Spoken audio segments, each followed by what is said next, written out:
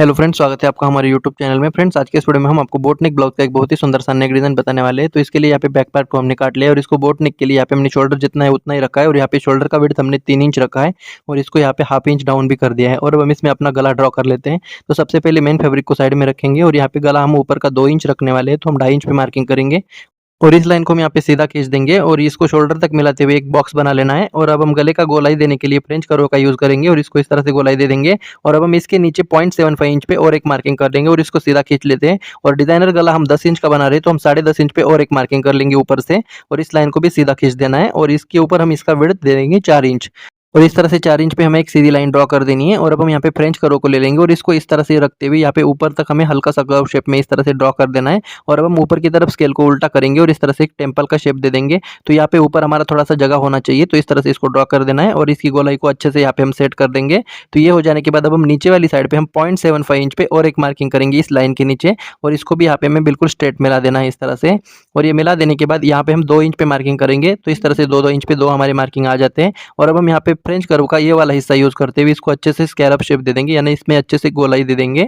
तो इसी तरह से एक ही पोजीशन में रखते हुए यहाँ पे दूसरे वाली साइड को भी इसी तरह से शेप लगा लेते हैं हम। तो इस तरह से बिल्कुल सफाई से हमने इसको गोलाई दे दी है और अब हम यहाँ पे ऊपर वाले गले को काट लेंगे। तो इस तरह से सबसे पहले इसको काट देना है और नीचे वाले गले को हम बकरम के ऊपर काटेंगे। तो बकरम को हमने ले लिया है और इसको हम डबल फोल्ड में रखेंगे और बंद वाला हिस्सा अपनी तरफ रखते हुए दोनों को भी अच्छे से सेट कर देना है। और इसके ऊपर हम पिन लगा लेते हैं ताकि काटते समय पे ये हिले नहीं। और ये हो जाने के बाद अब हम यहाँ पे क्या करेंगे, इसके अंदर वाली शेप के हिसाब से इसको बिल्कुल परफेक्ट काट लेंगे। तो यहाँ पे आपकी शेप नहीं बिगड़नी चाहिए, बिल्कुल सावधानी से आप इसको इस तरह से काट लेंगे। तो इसको बिल्कुल सफाई से हम ऊपर तक काट लेते हैं। तो ये काट लेने के बाद अब हम पिन्स को निकाल देंगे और ये निकाल देने के बाद इस बकरम को हम 1.5 इंच की जितना एक्स्ट्रा काटेंगे सभी तरफ से। तो इस तरह से सभी तरफ हमें बराबर काट देना है और ये काट देने के बाद इसको हम साइड में रखेंगे और अस्तर को मेन फैब्रिक के साथ रख लेते हैं। तो मेन फैब्रिक यहाँ पे हमारा थोड़ा सा पतला है, तो हम बकरम को डायरेक्ट अस्तर के ऊपर नहीं चिपका सकते, इसके लिए हम अलग से अस्तर का यूज करेंगे। और अब हम चलेंगे प्रेस के ऊपर। तो देखिए फ्रेंड्स, प्रेस के ऊपर हम आ चुके हैं। तो सबसे पहले इस बकरम की फ्रेम को हम अस्तर के ऊपर अच्छे से चिपकाते हुए रेडी कर लेंगे। तो इस तरह से इसको बराबर रख देना है और अब हम इसको सभी तरफ अच्छे से प्रेस करते हुए इसको चिपका लेंगे।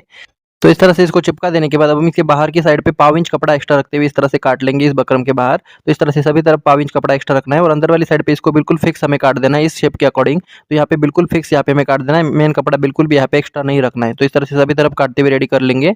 तो देखिए इस तरह से हमने सभी तरफ इसको काट लिया और अब हम चलेंगे मशीन के ऊपर इसका सिलाई देखने। तो देखिए फ्रेंड्स, मशीन के ऊपर हम आ चुके हैं। तो सबसे पहले इस फ्रेम के ये जो एक्स्ट्रा कपड़ा हमने रखा था उसको इस तरह से फोल्ड कर देना है और इसके ऊपर एक सिलाई लगा लेनी है। तो इस तरह से बिल्कुल पास-पास में पकड़ते हुए सिलाई को लगा लेंगे। तो ये यहाँ पे हमारा इस तरह से बिल्कुल अच्छे से मुड़ जाता है। तो इस तरह से सभी तरफ सिलाई लगाते हुए इसको रेडी कर लेंगे।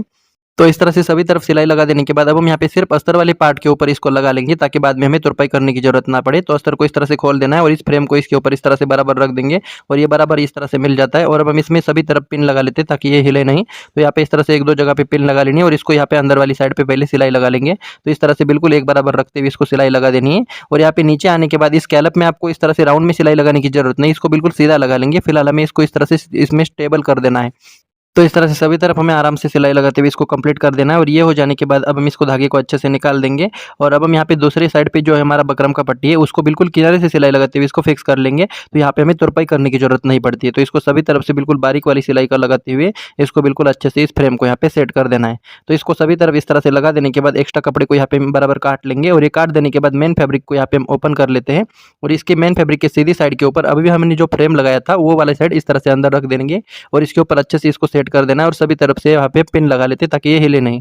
तो इस तरह से पिन लगा लेंगे सभी तरफ से और ये पिन लगा लेने के बाद अब हम यहाँ पे अंदर वाली साइड पे एक पैर का सिलाई चला लेंगे जो मशीन का फुट होता है उसके बराबर। तो ये सिलाई हमारा बिल्कुल बारीक वाला होना चाहिए और बिल्कुल शेप के अकॉर्डिंग आना चाहिए, इस बात का आप ध्यान रखिएगा।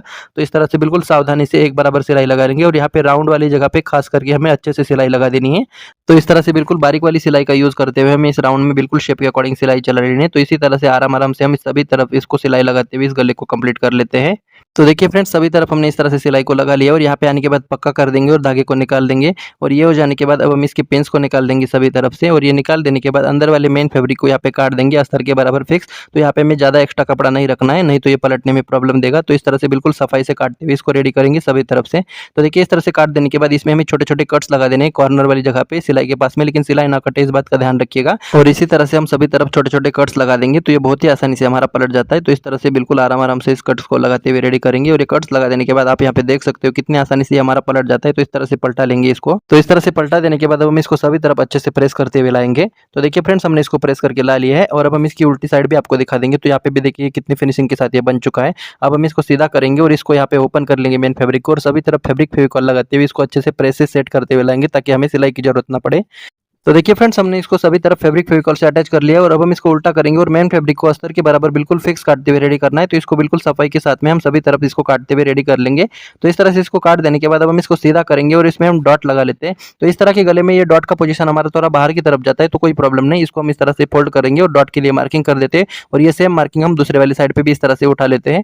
और ये कर देने के बाद अब हम इसको इस तरह से करेंगे और इसको फोल्ड करने के बाद आधा इंच कपड़ा दबाते हुए बिल्कुल सीधा डॉट लगा लेंगे और यहाँ पे बिल्कुल बारीक वाला सिलाई का यूज करते हुए इसको अच्छे से पक्का कर देंगे। तो ये हमारा डॉट इस तरह से लग जाता है। तो इसी तरह से हम दूसरे वाली डॉट को भी लगा लेते हैं। तो इसको भी इस तरह से फोल्ड कर देना और बिल्कुल सीधा डॉट लगा लेंगे। तो यहाँ पे बिल्कुल अच्छे से यहाँ पे हम कपड़ा दबाते हुए इसको पक्का कर देते हैं। तो ये हो जाने के बाद अब हम यहाँ पे इसके ऊपर कमर की पट्टी अटैच करेंगे। तो कमर की पट्टी को हमें इस तरह से इसके ऊपर रख देना है और आधा इंच कपड़ा दबाते हुए लगा लेंगे और डॉट वाली जगह पे हमें एक छोटा सा प्लेट देना है ताकि हमारी सफाई बनी रहे। तो ये कर देने के बाद अब हम इसके ऊपर एक किनारे से सिलाई लगा लेंगे बिल्कुल अस्तर की पट्टी के ऊपर। तो इस तरह से इस सिलाई को लगा देने के बाद अब हम इसको उल्टा करेंगे और इसके ऊपर एक कच्चा सिलाई लगा लेंगे जिसको बाद में हम निकाल देते हैं। तो इस तरह से इसको सभी तरफ सिलाई लगाते हुए रेडी कर देना है। तो ये सिलाई लगा देने के बाद ये हमारा कुछ इस तरह से दिखेगा और अब हम इसमें चाहो तो इस तरह से एक किनारे से सिलाई और भी लगा सकते हैं, लेकिन हम इसमें नहीं लगाएंगे क्योंकि हमने बिल्कुल बारीक वाला सिलाई यूज किया है। अब हम इसके गले के ऊपर हम क्रॉस पट्टी लगा लेते हैं। तो इसके लिए हम लाइनिंग का कपड़ा इस तरह से क्रॉस में काट देंगे 1 इंच की चौड़ाई में। तो इस तरह से काट देने के बाद इसके ऊपर इसको इस तरह से रख देना और बिल्कुल पाव इंच कपड़ा दबाते हुए इसको आराम आराम से लगा लेना है। तो यहाँ पे हमें ज्यादा खींचना नहीं है, हल्का हल्का सा खींचते हुए इसको लगा लेना है।